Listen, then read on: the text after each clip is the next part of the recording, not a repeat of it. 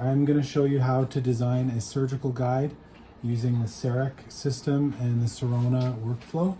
So I'm on my home screen and I've selected a bridge restoration from 236 to 37. It's important that it's a bridge and not two single crowns because this will make it export as one single file versus two separate files. I'm going to go to my scanning screen and I'm going to scan my models. I've got a dentulous area in the 3637. If I had teeth here, let's say you were doing an immediate implant extraction, then you'd have to actually grind the teeth off the model before you scan it to make it look like an edentulous space. So I'm going to scan my model.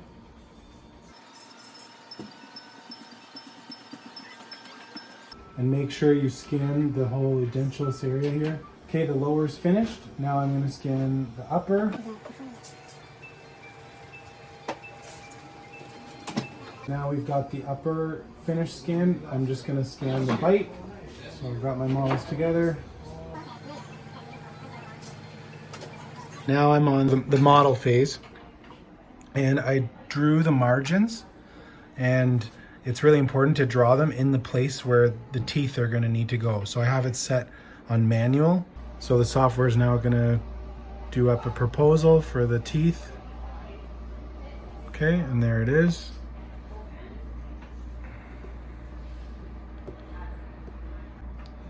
And I can check with the upper model and make sure that I'm happy with the location of those teeth. And when I am, I can go to the manufacturer stage.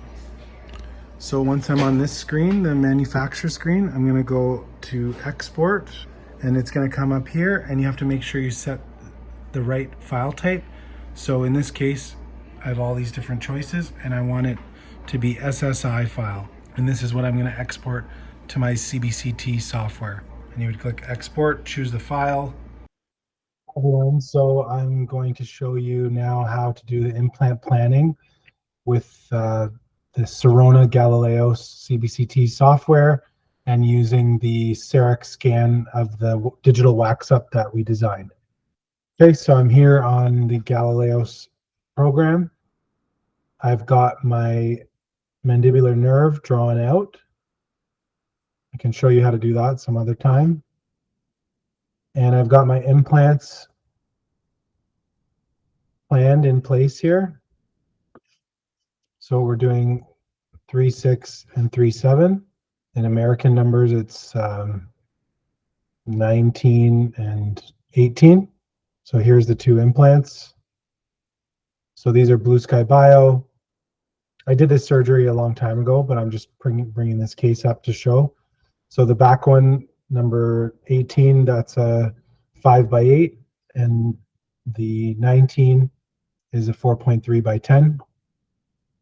So next, I'm going to bring in my digital wax up that I just did on the Cerec machine. So I go over here, CAD CAM, and then I'm going to find the file. So I use Dropbox to go between my Cerec machine and my computer with the CBCT. So I'm going to go find the patient. And I'm going to find that file, that SSI file that I just exported from the Cerec machine. So I'm going to double click that. And now it brings up the model with the teeth that we designed. So now from here, I'm going to go next. And now I have to merge my CAD CAM file with my CBCT scan.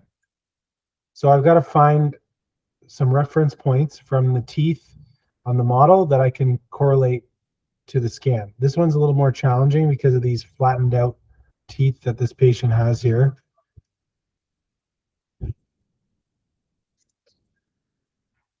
And this step can take sometimes multiple attempts to get it right, because you go from this page, and then when I go, we'll see when I go to the next one. So I've chose my 3 points.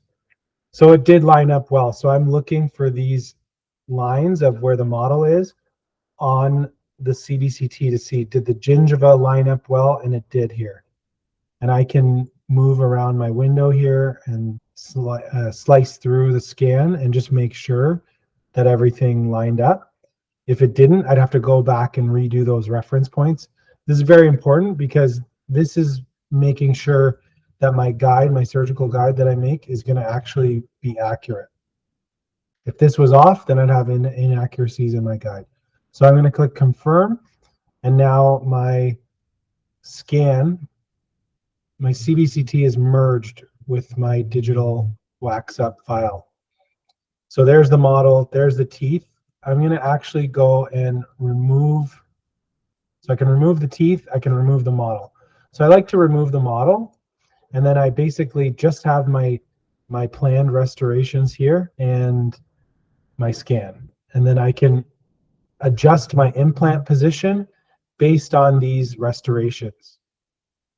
So this is called restoratively driven implant planning, because you're using the ideal location of your desired teeth to decide where the best place for the implants to go. Okay, so once I am happy with all this, I need to set the parameters for the stop on my surgical guide. So I go to the implant tab, and then I go to this icon here, edit sleeve. And this is where it's important to understand your guide system. So we'll review this after. The Blue Sky drills, the way they work is you take the implant length that you're drilling to. So in the case of the 4.3 by 10, I like to add 8 millimeters. So I'm going to be at 18 millimeters, because 10 millimeters implant length plus 8 millimeters for the stopper gives me 18. And now at this stage, I'm going to look if my sleeve is going to clear the gingiva. So you can see here the sleeve is running into the gingiva. So if I were drilling with a 10 millimeter drill, then my depth here is going to be 10 plus 8. What I can do now is I can raise this sleeve up, and I can drill as if I were placing a 13 millimeter implant. So I'm going to put in 21, because 13 plus 8 is 21. Now my sleeve is clear of the gingiva. So the problem is when you go to seat your guide, if this sleeve is in the way, it's not going to seat because it's going to be running into the gingiva. Okay, so I'm going to use a stopper number of 21, and I know that I'm going to go to the 13 millimeter drill on the Blue Sky keyless kit. So I'm going to click OK on that one. I always choose the medium sleeve diameter. There's no need to use any of the others. Sometimes it won't fit between the teeth, and there's another guided system to use a small, but we're not going to get into that for this discussion. I'll go to my next implant. Same thing, going to choose the sleeve, and I can start with 18. So that's 10. In this case, it would be, because I have an 8 millimeter implant, I would go 8 plus 8. So I would go with 16, and that's too low. You can see my sleeves running into the gingiva. Now, if I'm planning to flap here, then it's okay, because I'm going to be flapping open all this tissue, and I know that my guide is going to seat. But I want these two to be the same. I want to use the same drills for the simplicity of my surgery. So I'm actually going to set this at 21 and see how it looks. And to me, it's a little too high. So I'm going to go back. I'm going to go to 18. So this is when you're planning your surgery. So I know that for the implant in the first molar position, I'm going to use my drills to the 13 length, because I've raised the stopper up 3 millimeters more. And on the back one, I'm set at 18. I'm going to drill to a 10 millimeter length. Okay, so I've got my sleeves set. Now I'm going to go over to the surgery tab. If I click this button, it's going to generate a report for me. So I would always, in the past print these and have them in the operatory. Whether or not I was doing guided surgery or freehand, I would still plan my implants digitally before, and then I would print off one of these reports and we would tape it to the wall in the operatory. Now in my new operatory, I just have the CBCT software on the computer, so I just bring up the CBCT. But this is a nice feature to have. And then to make my guide, I click this icon here, and then I export the plan for third-party processing. There's a whole bunch of other options here. You could have Sirona make the guide for you. I used to do this. So I'm going to click this, and then this is going to have all the details. The screen will have all the details of my surgical plan. So the width of the implants, the length, the manufacturer, the drill sleeve size, and then my stopper position. Okay, I'm going to set the location where I want.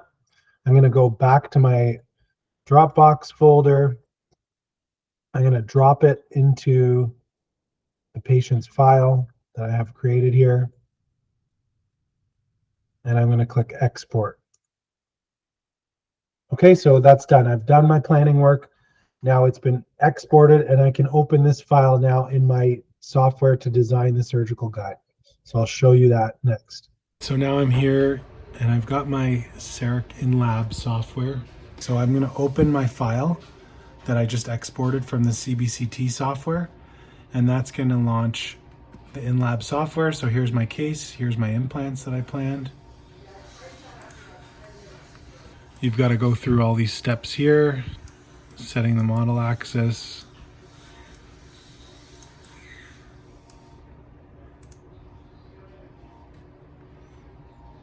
You set the thickness of your guide.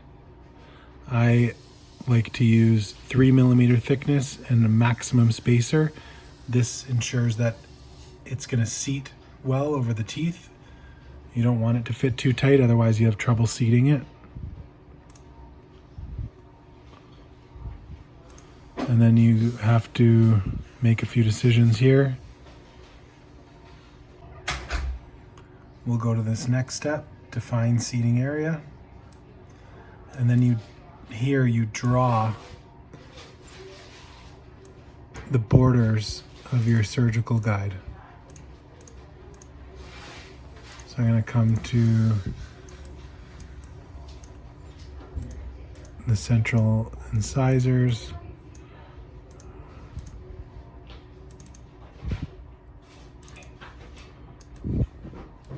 So I like to go a little bit beyond the teeth and then include the whole surgical area, and then insertion axis.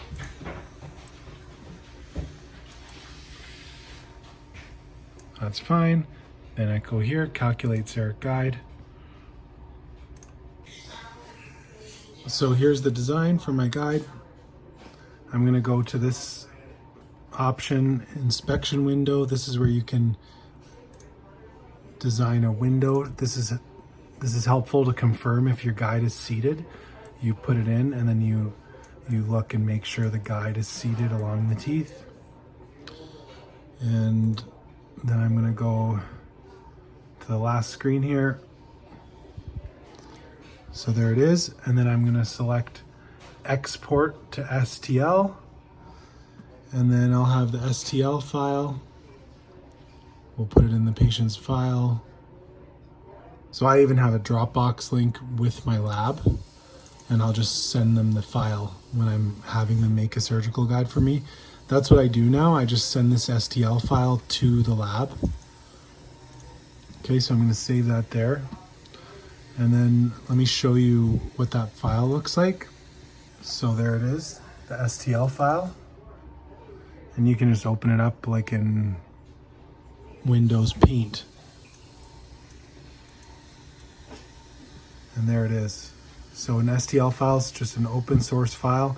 I could send this to a 3D printer if I had one, which I do, but I just don't like using it. But I did that for a while. And you can send it to any lab. So there's your surgical guide file. That's how you do it.